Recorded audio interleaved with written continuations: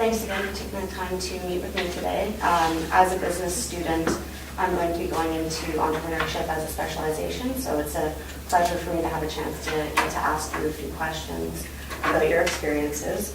The first question I wanted to ask was about how you faced a lot of challenges as a young child.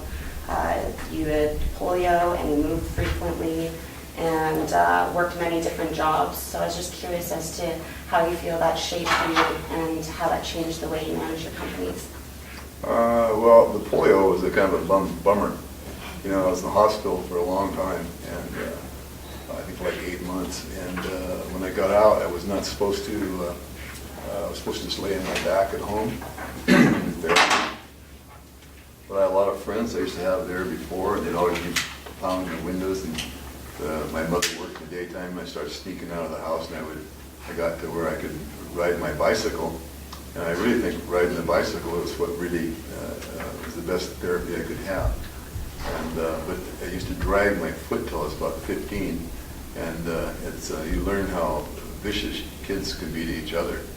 And you know, it kind of gave you a little bit of a complex, but I got over that. And then after I got home for a while, then my folks got divorced, and that was you always think your folks love each other, and then I bounced around and stuff, and it's a lonely years, but I mean, a lot of people go through that and toughen you up a little bit. Can't dwell on it. You stated previously that instinct is really important in business. How do you know when an opportunity is worth taking that risk? That's just something that's in you, I think, that there's some people that have that, and you know, I had a certain amount of it, because I've always when I've always looked at a business deal, that could be good advice, is you always want to weigh out all the bad things can happen first.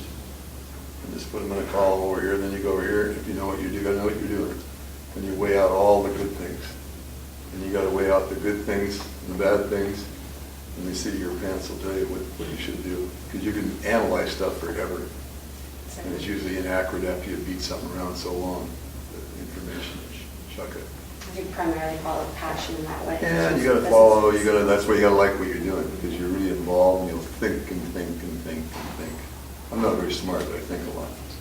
And if you think enough, and your average intelligence, and you know what you're thinking about, you'll get pretty smart. Eventually, that little brain will focus on something.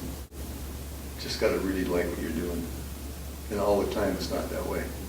When things are bad, they're bad. It takes 3 times, in my life, it takes about 3 times to get out of a bad deal, but it does get in a good one. That kind of leads well into one of my next questions, which was if you could go back to when you were first starting your first company, what's one piece of advice you wish you had then? Oh, if I got the proper advice, I never would have started. Because your odds of doing it, your odds of making it are it's a tough fight. You got to love what you got to do. You got to go the extra mile, and that's what I say. You got to go by the seat of your pants, because unless you really love the challenge of going into business, entrepreneurship is just not something you're just blessed with. It's just damn hard work and dedication, and the reason you can do the hard work and dedication is because you got to like what you're doing. Otherwise, you can't stomach it. Is there something you would have done instead? No, I'm very happy. I mean, there's always things you'll change, but I mean, basically, we've had been blessed with a very good career. And done most, missed a lot of deals, had some bad deals. You're gonna make good deals. You just gotta make more good deals than bad ones.